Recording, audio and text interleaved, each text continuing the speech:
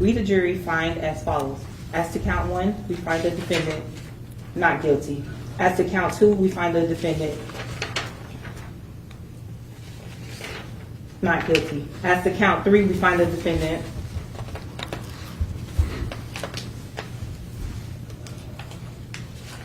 not guilty. As to count 4, we find the defendant not guilty. So say we all, the 7th day of June, 2023, in West Palm Beach, County, Florida. Former NFL wide receiver Travis Rudolph has just been found not guilty. But he is guilty of one thing, something that many of us as men, especially black men coming up in America, are guilty of. Dealing with the wrong woman, not having high enough standards, and getting ourselves in situations with the wrong women that we cannot get out of. And despite what we have tried to accomplish for ourselves, we don't mind dealing with chicks who don't have anything to offer us or to benefit us, because as long as they're offering that booty clapping sounds,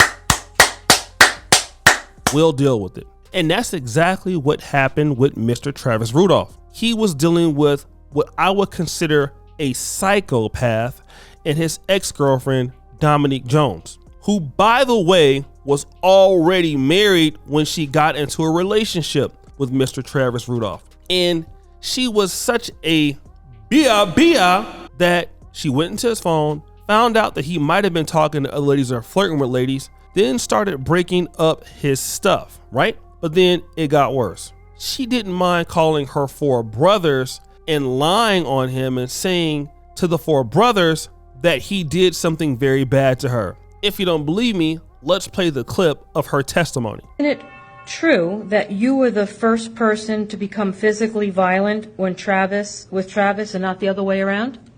No. Not at all? Something or show me something if I can't recall the exact steps of the moments. Question. Okay, so you were the first one to become physically violent with Travis, not the other way around. Answer. Correct. Yes, I said correct. You remember that? Yes. So you smashed his iPhone not out of anger, but because you were hurt? Yes. Okay. And I didn't send my brothers to kill him. No, you just sent a text to go shoot up his shit, right? I didn't say shoot him. You sent a text to go shoot up his shit, right? Correct. Tell the jury what the shit is.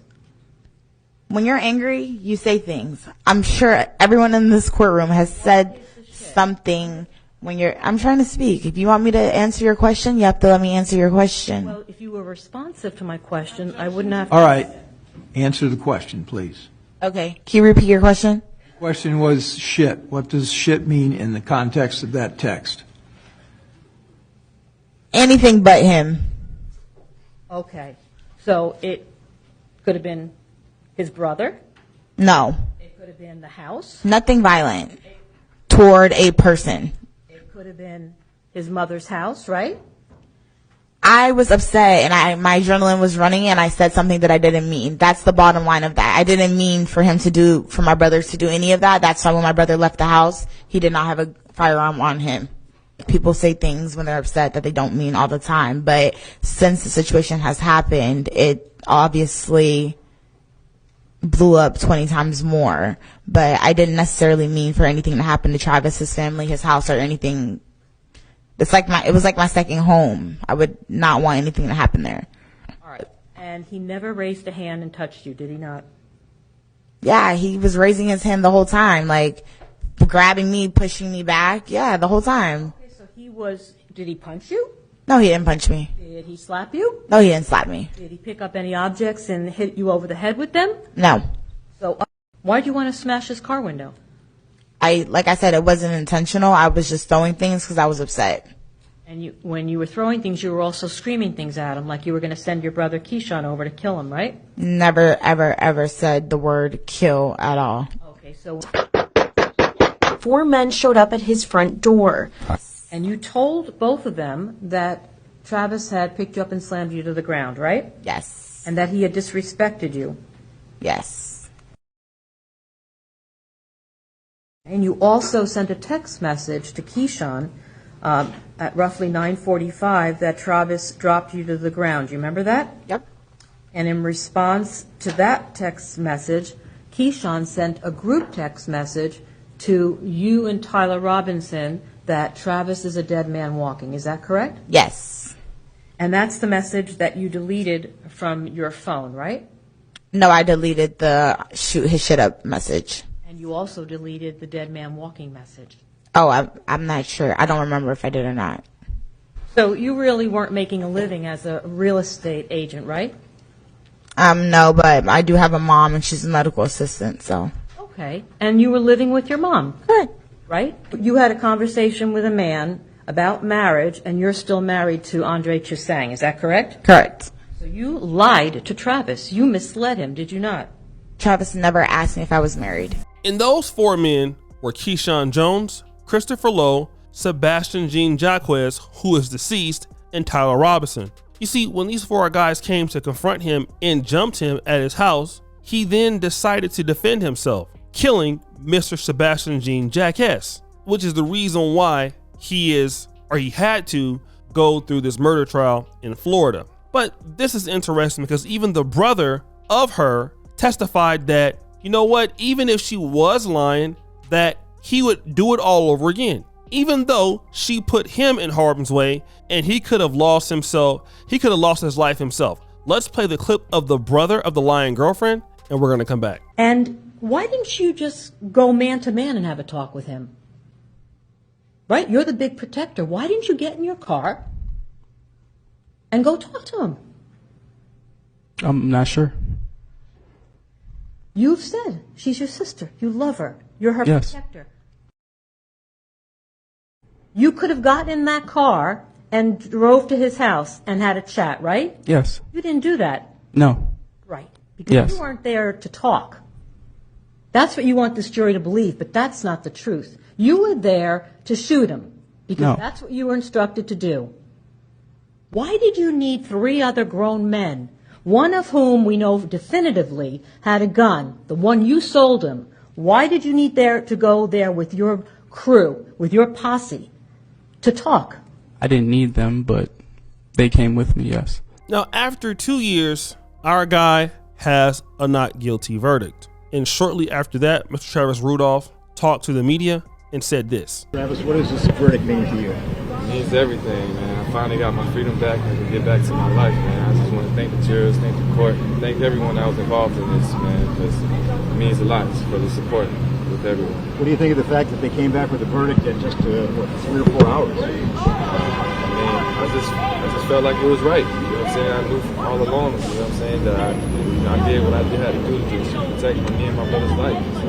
Also, before I interrupt you, I just want to tell you it's been a team effort with Ms. Perlette, who couldn't be here today. And also, this is Ralph Morrison. He's a private investigator, former law enforcement officer and Marine. And Ralph is behind the scenes in many cases, and without him, we couldn't have done this. This has been a momentous day for you. What's next for you in your life, Travis?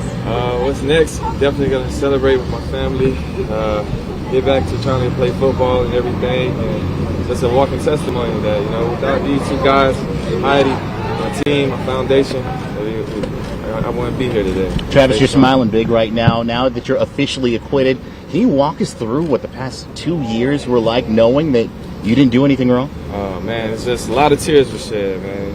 Overwhelming tears, you know what I'm saying? Long nights, sleepless nights, everything. So that's what the last 2 years have been for me. But see, here's what we're not talking about. Is will Mr. Rudolph ever mess with a 304? Again, that should be the real question. Because he lost his life, almost lost his life, not because of a criminal activity. He almost lost his life because he was dealing with somebody he shouldn't have been dealing with in the first place. And if that behavior is not corrected, he'll be in harm's way again. And see, that's something that we got to learn as black men. Everybody is not, or it should not be worthy of dealing with you. This was the guy that went to the NFL. This was the guy that went to Florida State. And I know he's not playing football anymore, but this is a guy that has a lot of opportunities in his life. And I think the times got a little tough for him and he started to deal with whatever he could get with. And that's always a problem.